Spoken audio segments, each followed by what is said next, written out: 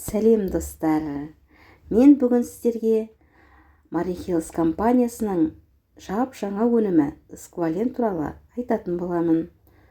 Сквален туралы толық мәлімет білгіңіз келсе, менің каналыма тіркеліп кетуді ұмытпаңыздар.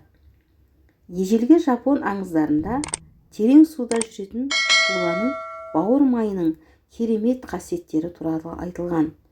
Ол аурулардан айықтырып, ежелгі жауынгерлерге ерекше күш берген.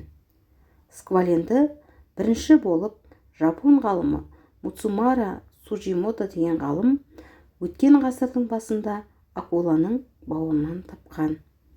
Сквален латын тіліндегі сквалус акула деген сөзінен шыққан, немесе ол оттегі дәрумені деп аталады. Сквален терең суда жүретін акулаларда кездеседі. Өйткені ол ұзақ уақыт терең сүңгу кезінде оттегінің таралу үшін қажет. Сквален өнімі көптеген ауруларға ем.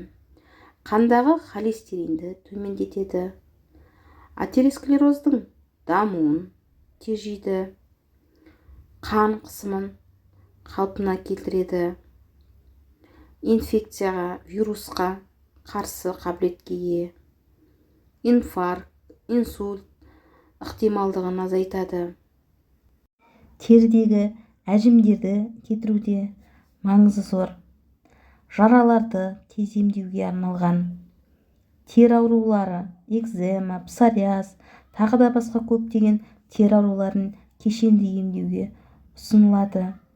Терінің, шаштың, тырнақтың күйін жақсартады. Созылмалы шаршау синдромдары фибромиалгия кезінде қабылданады. Артрит ауруын жеңілдетеді. Көру мүшесін жақсартатын қабілетке ие. Міне осындай көптеген ауруларға шипа болып табылатын сквален өнімін сіздерге ұсынамын. Тәні саудың жаны сау, денсаулығымызды сақтайық. Егер бұл видеом сіздерге пайдалы болса, менің каналыма тіркеліп лайк басуды ұмытпаңыздар. Сау болыңыздар достар.